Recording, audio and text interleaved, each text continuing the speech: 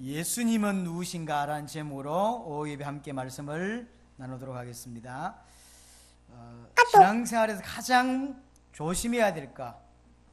또 사단이 가장 우리에게 역사할 수 있는 통로가 뭐냐라고 물으면 여러 가지가 있겠지만 가장 중요한 게 결국 종교성입니다. 습관이라는 것은 굉장히 좋은 겁니다. 그러나 종교성은, 그러니까 살아있지 못한 이 종교성은 우리의 뿌리 내리면 뿌리 내릴수록 위험한 게 됩니다. 왜냐하면 지난주에 예배 드려봤기 때문에 이번 주간도 그렇게 드리면 되기 때문에 그게 종교성입니다. 하나님은 지금도 살아서 이 자리에 함께 하시고 내 속에 역사하시고 지금 말씀을 통하여 우리의 마음을 두들고 계신데, 그냥 살아계신 하나님이 내 옆에 와 있는 정도로만 생각하고 삽니다. 개념 속에서만 있어요. 정확히 말하면 생각에도 없지요. 개념 속에서만 있는. 그래서 우리의 삶은 하나님 앞에 살지 못하는 삶이 됩니다. 항상 하나님과 동행해야 되고 하나님과 함께 해야 되고 하나님을 인식하며, 그렇죠, 하나님을 인식하며 살아야 됩니다. 단 한순간도. 근데 대부분의 기독교인은 그렇게 살지 않습니다. 하나님을 인식하지 않습니다. 단순히 코람데오라고 하는 단어가 하나님 앞에서라고 하는 양심적인 것을 말하고 있는 것은 아닙니다. 이 자리에 주님이 나와 함께하고 계신다. 지금 이 자리에 나를 보고 계신다라고 하는, 늘 하나님 앞에 서 있는, 그래 어떤 부분은 감사하고 어떤 부분은 너무 영광되고 어떤 부분은요 두렵고 떨림도 있고, 그게 신자죠. 여러분에게 산 예배, 살아있는 신앙, 살아있는 기도, 살아있는 비밀들이 회복되기를 바랍니다. 왜 이 말을 하냐? 제가 확인한 바로, 또 여러분들이 어느 정도 확인한 바로 전 세계 성도들은 지금 실패하고 있습니다. 분명히 실패하고 있습니다. 방황하고 있습니다. 이 말이 오류가 있는 말이에요. 하나님을 믿는데 방황을 한다?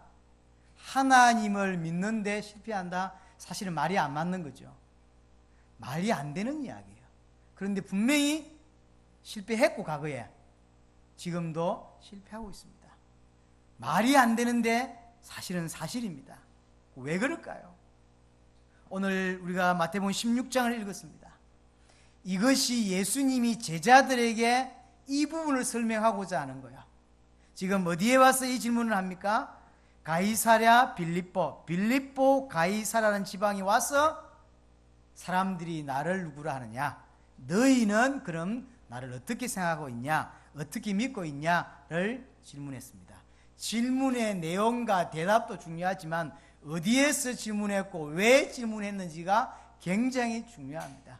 그것이 오늘 예수님이 제자들에게 설명하고 싶은 내용이에요.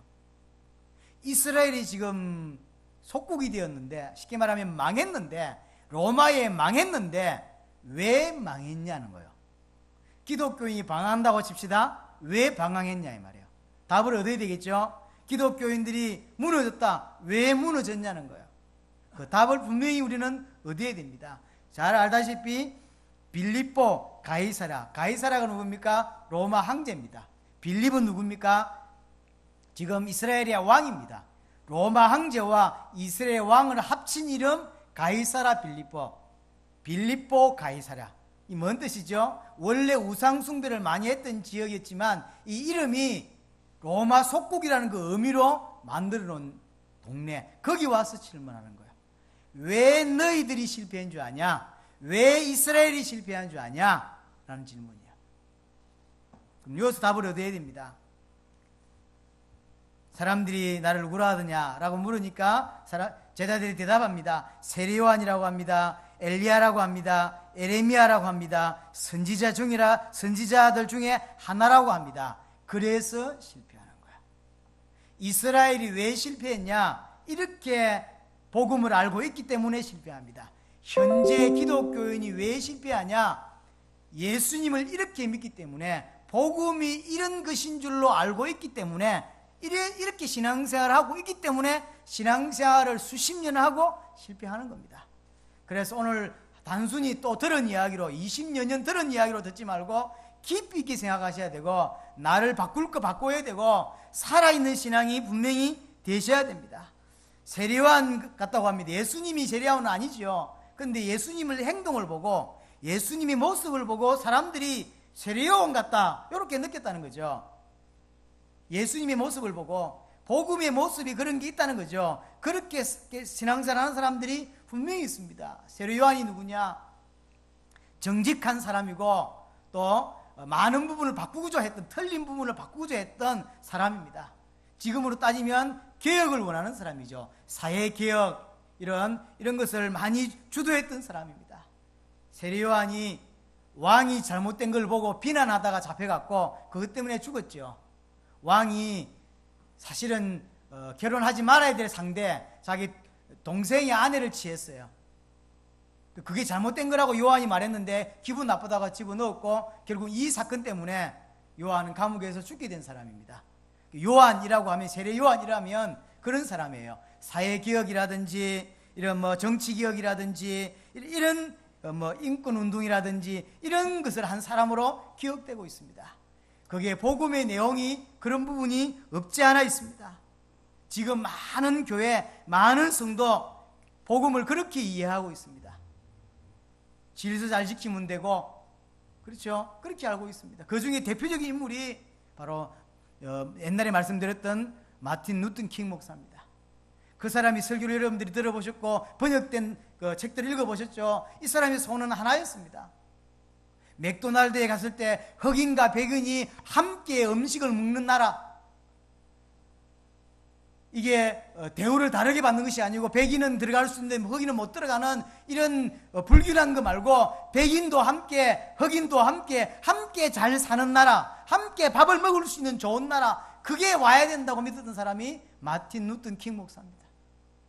시간이 많이 지났잖아요. 그래 그 사람이 나는 꿈이 있다, 내게 꿈이 있다, 나는 꿈을 꾼다, I have a dream 늘 외쳤던 사람이 마틴 루터 킹 목사입니다. 자, 많은 시간이 흘렀습니다. 지금 미국 같은 데 가서, 캐나다 가서 맥도날드 들어가 보세요. 흑인과 백인이 함께 먹는다니까. 이 햄버거를. 좋은 시대가 왔다니까요. 그럼 나라 변했습니까? 세상 변했습니까? 인간 변했습니까? 안 변했어요. 많은 기독교인이 이거 하고 있습니다. 얼마 전에 우리가 속해 있던 개혁교단에서 선거한다고 국회의원 10명 배출할 거라고 전 목사님들이 동원이 되고 전 교단의 어른들이 총동원이 되고 이 운동을 했습니다. 20여 년 동안 예수를 그리스도로 믿는다고 했던 사람들이 앞장서서 일을 했다니까요. 어떻게 생각합니까? 예수를 그리스도로 믿는 겁니까? 그 사람들이 그럼 정치에 뛰들어야 된다고 생각한 이유가 뭐죠? 안 되겠다는 거예요. 우리가 나서야 되겠다는 거죠. 교회가 나서서 저거 해야 된다는 거죠. 국회를 바꾸고 정치를 바꾸고 대통령을 바꿔야 되겠다. 누가? 교회가. 이제 교회가 일어서서 저거 해야 되겠다는 거예요. 그게 복음입니까? 한 사람도 못 만들어냈어요. 그래. 쪽팔린 줄 알아야 돼요. 25년 훈련받은 그 목사님들이 앞장서서 선거운동으로 다니고 강단에서 설교하면서 이번에 정치를 바꾸자고. 들으면 뭐하냐고. 설교를 본인이 설교를 그렇게 20년 동안 훈련받아서 해놓고 이제는 그 운동을 하고 있다니까요. 복음 이해했다고 생각하십니까? 변질될 수밖에 없었어요. 변질될 수밖에 없었어요. 어제 어떤 목사님 오셨습니다. 그래서 제가 농담 반 진담 반, 아직도 다락방과 우리가 하고 있는 메시지가 비슷하다고 생각합니까? 라고 물었어요. 그때 이 목사님이 아니요, 완전 다릅니다. 다락방 변질된 게 맞습니다. 본인은 지금 다락방에 계신 분이죠. 달라요. 처음부터 달랐던 게 아닙니다. 거기로부터 복음운동이 시작된 거예요. 전 세계를 살리는 복음운동이 거기로부터 시작됐다니까. 그런데 얼마 못 가서 바뀌었어요. 그럼 우리라고 괜찮을 것 같습니까? 늘 하나님 앞에 서지 않고 늘 세상을 보면서 하나님 인도를 받지 않고 복음을 날 붙잡지 않으면 내 자신도 모르게 바뀌어 있는 거예요. 그래서 교회가 망하고 성도가 망하는 겁니다. 그럼 왜 정치운동을 할까요? 세상 문제를 그렇게 봤기 때문이에요. 사단 문제, 재 문제, 하나님 떠난 문제를 안 봤어요. 대통령 바꾸면 세상 바뀔 수 있다, 국회의원 몇 사람 바꾸면 바꿀 수 있다고 생각했던 것 같지, 아니라니까요. 나라가 썩을수록 복음운동을 해야 됩니다. 나라가 망할수록 복음운동을 해야 돼요. 그렇죠? 그게 나라를 살리는 방법입니다. 그렇죠? 어떤 면에서 기독교인들이 3.1운동 좋은 겁니다. 나쁘다고 말하고 있는 게 아닙니다. 그러나 진짜 기독교인이 해야 될 운동은 3.1운동이 아닙니다. 거기 함께 기도해 줘야 되고 함께 동참해야 됩니다. 그러나 진짜 교회가 나서야 될 운동은 복음운동이라니까요. 저는 그래서 3.1운동 때 목사님 33인 중에 기독교인이 몇 명이고 저는 그 말 싫어합니다. 복음 알고부터 그런 말 안 합니다. 그게 어쨌다고요? 그 당연한 거지. 나라가 망했는데 당연히 나라를 위해 기도하는 건 망하는 것이고, 하나님 계획이 뭔지 물어봐야 되는 것이고, 그럼 회복 안 될 것인지 아니면 하나님께서 회복시 계획이 계신 것인지 물어봐야 되고, 또 대한민국 국민으로서 회복되기를 원하고, 그래야 세계복음 할 수 있으니까, 그래서 그렇게 외치는 것이 당연한 것이지만 그게 교회가 나서야 될 일이 아니고 그게 목사가 나서야 될 일이 아니라 이 말이에요. 진짜 복음운동만이 나라 살릴 수 있습니다. 왜냐하면 진짜 문제는 사단 문제예요. 재 문제, 하나님 떠난 문제인데, 그럼 해방된다고 됩니까? 안 그래요? 이스라엘이 로마에 속국되어 있었습니다. 성령이 너에게 임하시면 권능을 받고 이랬더니 제자들이 묻죠.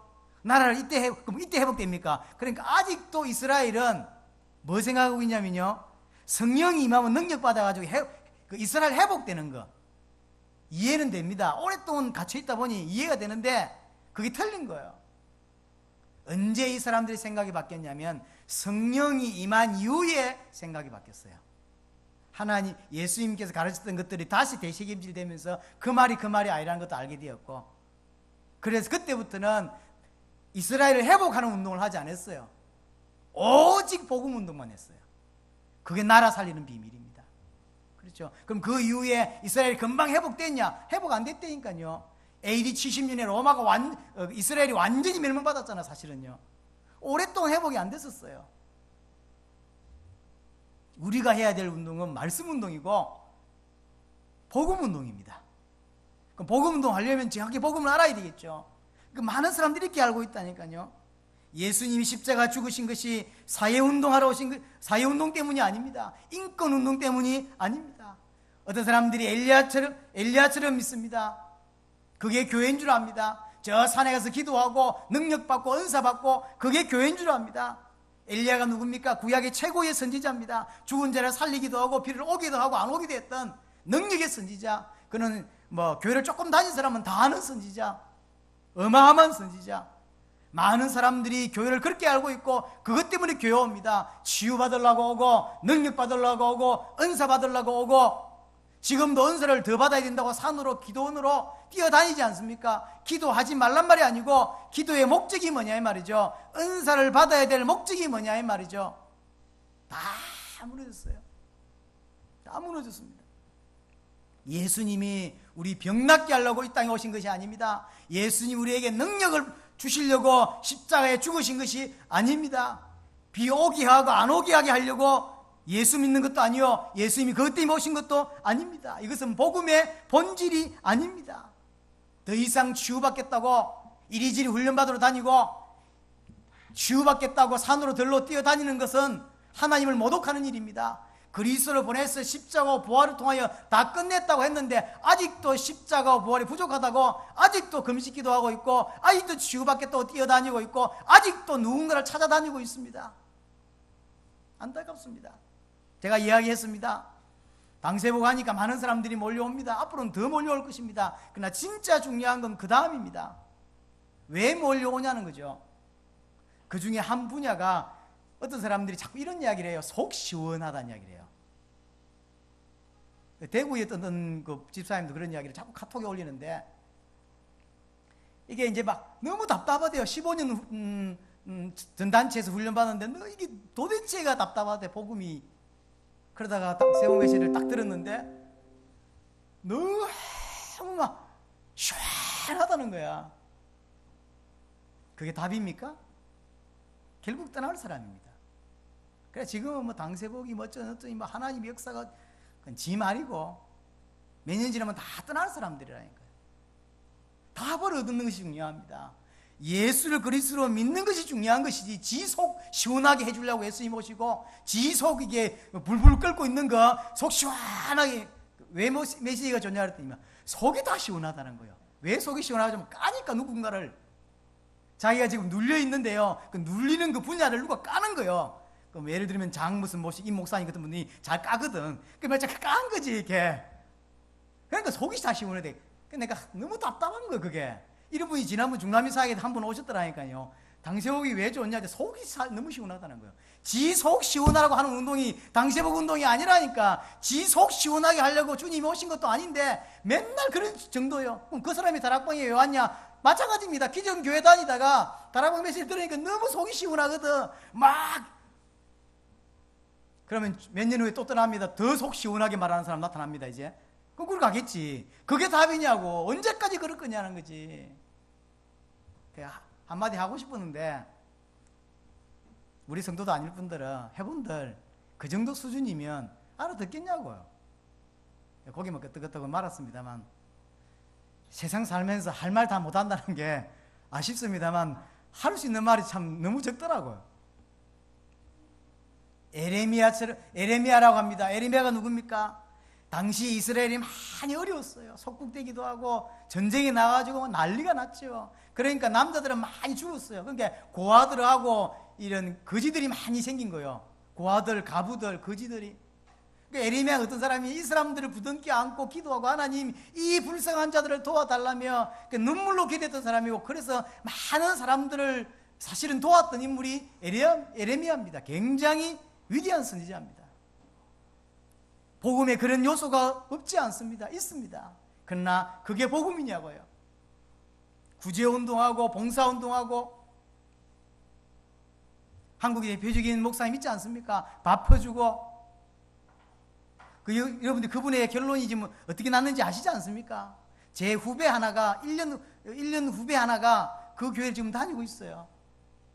방송에 나왔던 그 밥 퍼주시던 그 목사님 지금 미국에 쫓겨가 있습니다. 말은 후배한테 교회를 물려줬다는데 쫓겨났어요. 교회가 반쪽알이 나가지고 우리보다 성도 몇 사람 더 많다더라. 왜 그래 되냐고. 일평생 복음운동하고 일평생 목사했는데 왜 저러냐고요. 그게 복음이 아닙니다. 틀렸어요. 주님이 오신 이유가 그거 하라고 교회가 구제운동하고 어쨌든 집사님이 한 분이 대든 건 아닌데 왜 우리 교회는 구제 헌금이 없냐고 따졌습니다. 물론 제한테 따진 건 아닌데 제가 서 있는데 담임 목사님께 따졌었어요. 그래서 크리스마스 나오는 헌금을 구제 헌금을 하기로 그렇게. 근데 그분은 그게 다예요. 교회는 그런 거 해야 되는데 그게 복음이냐고요. 그럼 그런 거 잘하면 사회가 바뀝니까? 개인이 바뀝니까? 안 바뀝니다. 복음의 본질이 아닙니다. 선지자 중에 하나라고 합니다. 선지자 중에 하나란 말은 무슨 말입니까? 그냥 여러 종교 중에 하나인 거예요. 예를 들어 교회는 성경 공부도 하고 이렇게 여러 가지 뭐 이렇게 모임도 하고 서로 사랑하고 서로 위로하고 그게 종교죠. 이런 거 잘하는 게 천주교입니다. 많은 종교 중에 하나인 거예요. 많은 종교 중에 하나. 얼마 전에 제가 책을 읽다가 조영규 목사님이 실제로 했는 말인지 안 했는 말인지 모르겠는데 조영규 목사님이 했다고 이렇게 글이 나오는데 그 이렇게 어디에서 이걸 발췌했는지를 이렇게 주석을 달잖아요. 다는데 그게 뭐라고 되어 있냐면 1984년도인가 원불교 대학에 특강을 갔대요. 조영규 목사님이. 거기 가서 한 이야기를 뭐라고 했냐면 그래서 제가 조영규 목사를 싫어합니다. 하나님을 만나는 길은 여러 가지다. 물론 그 장소가 원불교 특강 가서 한 이야기라 당신들은 다 틀린 놈들이다. 내가 맞다 이렇게는 좀 그랬겠지. 그래서 말했는지 모르지만 그래도 다른 말을 해야지. 그러면 구원의 길은 여러 가지인데 나는 예수로 말미암아 구원을 받고 당신들은 습과 이름으로 말미암아 구원을 받는다. 우리는 결국은 한 형제요 하나다 라고 했다는 거예요. 그걸 1984년도 10월 달인가 원불교 무슨 그 대학에서 했던 것을 신문에 나왔고, 그 신문에서 국민일보에 실었던 걸, 그 이후 몇 년 후에 국민일보에 나왔던 걸 누가 보내줘서 제가 읽어봤어요.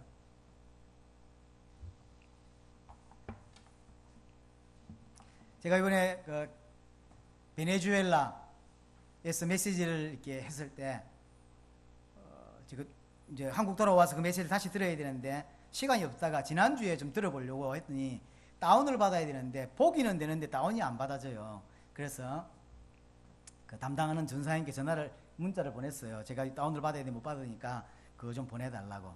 그래서 며칠 후에 메시지를 보내왔더라고. 제가 했던 메시지를, 메리다라는 지역에서 했던 메시지를. 그래서 이제 가로 열고 이제 이렇게 제목 나오고 박현식 목사 가로 닫고 거기다 점 하나 쳐서 뭐라고 했냐면 조용기 목사 부부는 편집했습니다. 제가 거기서 조용기 목사 이야기를 했어요. 그 자리가 순복음 교단인 줄 몰랐거든 제가요. 그리고 그 순복음 쪽 영향 있는 사람들인지 모르고 그 이야기를 했는데 제가 메시지를 마치고 나오니까 구성의 목사가 못 봤냐는 거예요. 못 봤다 했더니 내가 조용기 목사 깠을 때 여러 군데서 웅성 했다는 거예요. 야 이거 박 목사님이 저런 이야기 안 하는 분인데 오늘 왜 그 이야기를 해가지고 그러더라고.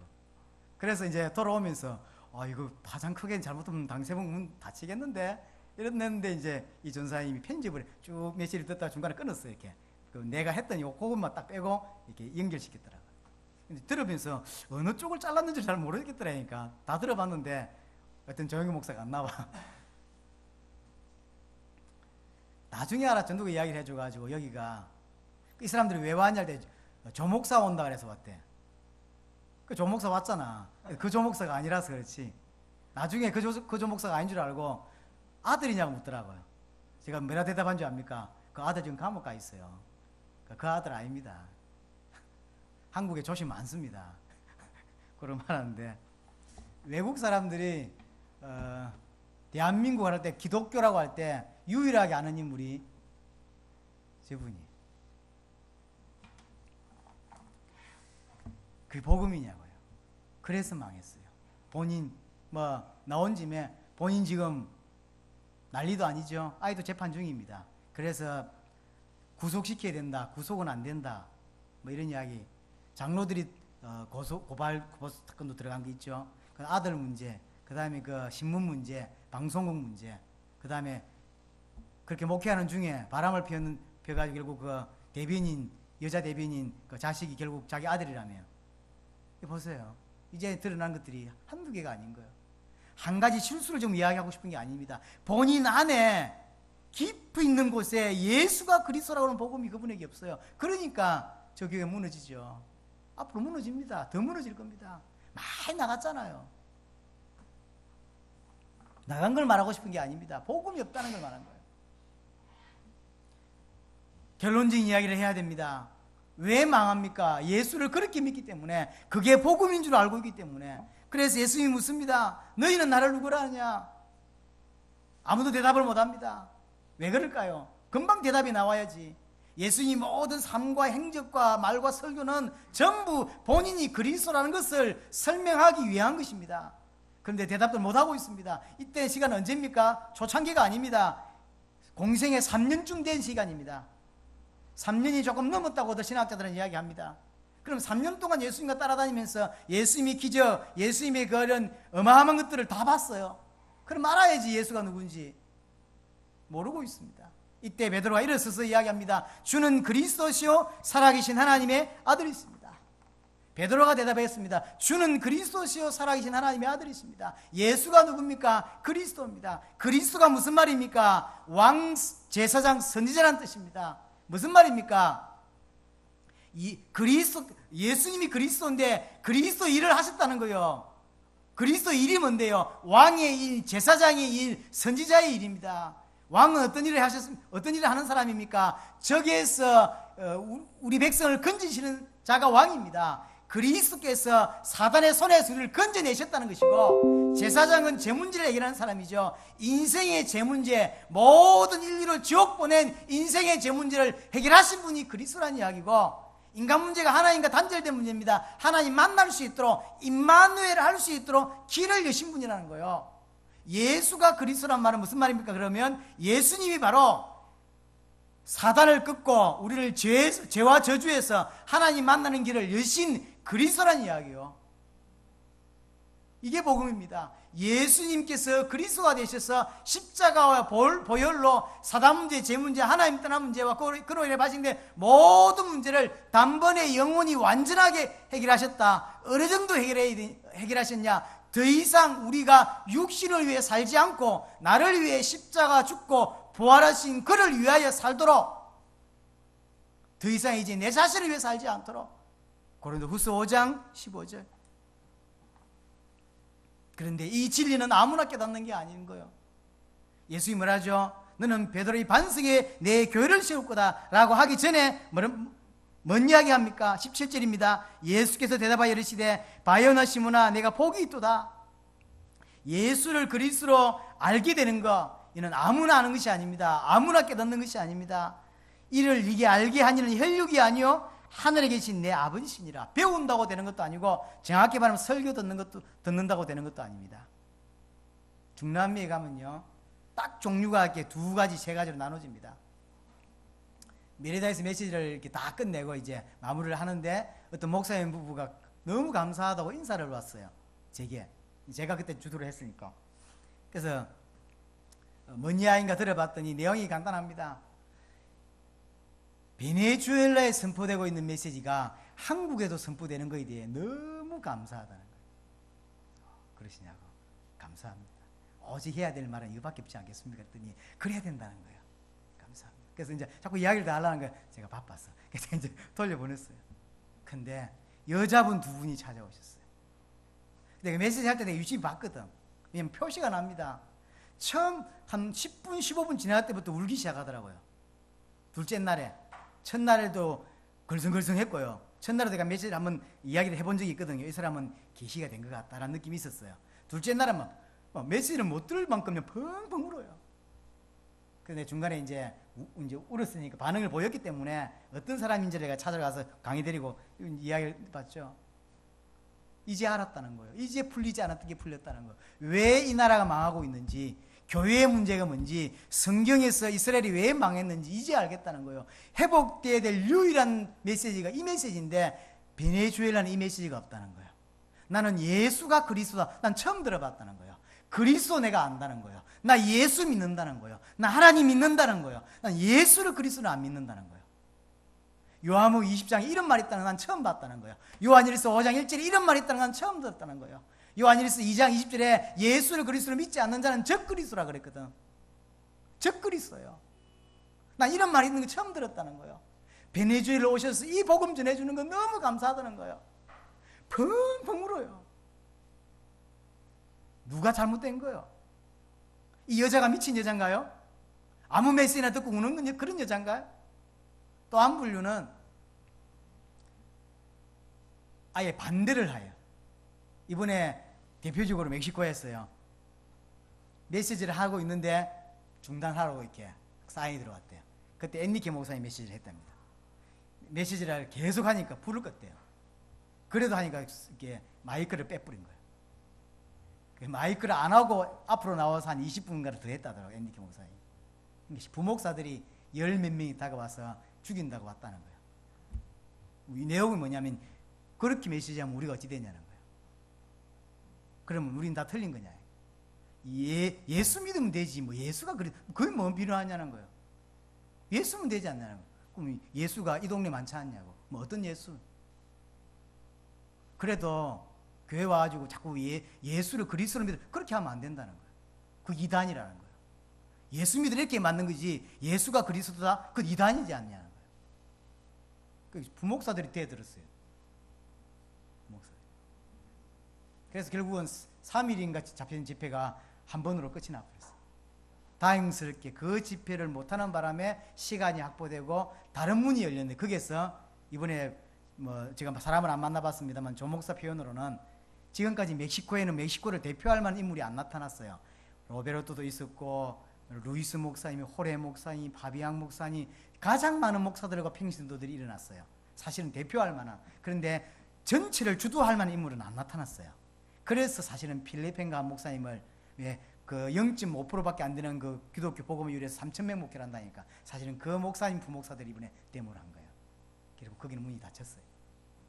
근데 그 사건 때문에 다른 12시간을 동고차를 타고 가서 메시지를 했는데 여기에서 인물 하나를 찾아낸 거예요. 한 나라를 대표할 만한 할 만큼 큰 인물 하나를, 엔리케와 비교될 만한 인물을 찾았다는 거예요. 감사하구나. 이게 다 하나님의 계획입니다. 반대하는 것도 하나님의 계획. 반드시 세계화 중에 하나라니까요. 그래서 이번에 그 필리핀에 이번에 찾았던 그 목사님은 딱 메시지를 듣고 나서 고백이, 내가 만약 이제 강단에서 이 메시지를 시작하면 전 멕시코에서 나를 이단으로 만들 것이고 나는 어느 날 죽을 수도 있다. 그런 메시지. 당신들이 우리에게 전달한 메시지를 당신들은 아냐. 이는 어마어마한 메시지다. 이는 시대적 메시지다. 이게 성경의 메시지가 맞다. 나도 몰랐었다. 근데 내가 만약 이 메시지를 들고 시작하면 멕시코 전체에서 나를 이단으로 만들 것이고 나를 심지어는 죽이게 될 것이다. 그럼에도 불구하고 난 이거 한다. 날 도와달라. 이렇게 나왔다니까요. 세계가 똑같이 예수 이 세 분류가 다 예수 믿는다니까요. 세 분류가 예수 믿는데 누가 하나님의 사람인 거예요 도대체. 똑같이 예수 믿는데 근데 어떻게 이렇게 다르죠? 한쪽은 이단이라고 그러고 한쪽은 우리가 똑같은 메시지를 하는데 너무 감사하대. 브라질에서도요. 우리하고 똑같은 메시지 하는데 와, 한국이 우리하고 똑같은 메시지 너무 좋대.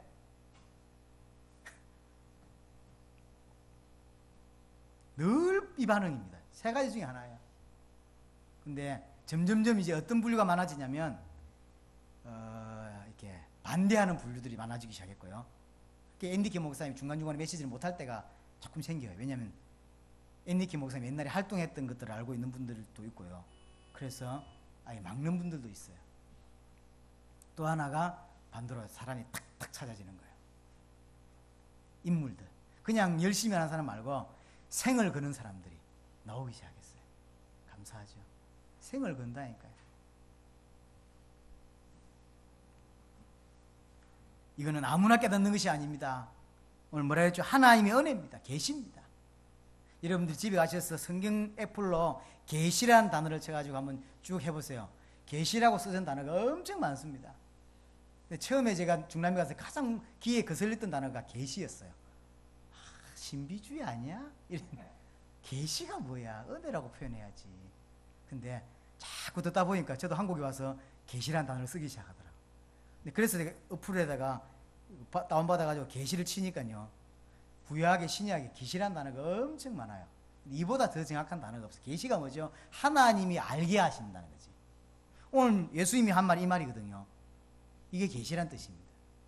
그렇죠? 계시록에도 갈라디아서도 보면 하나님의 계시로 우리가 이 복음을 받는다 그랬어요. 계시입니다. 사실. 아무나 아는 게 아닙니다.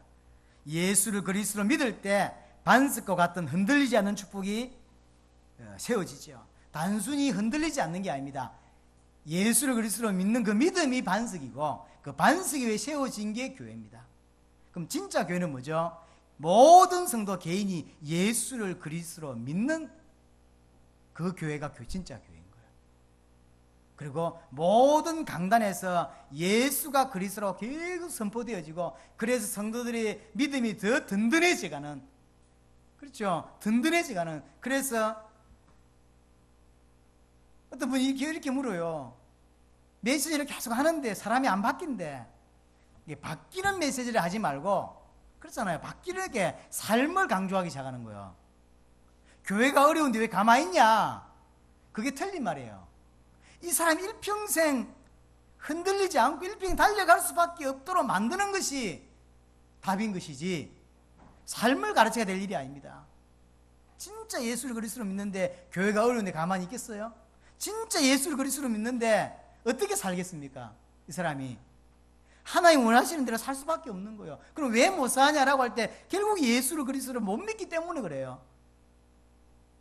그렇죠? 못 믿기 때문에 그렇게 안 사는 것이지 알아도 못 사는 것이지, 예수를 그리스도를 정말로 믿으면 초대교회 같은 삶을 살 수밖에 없는 것입니다.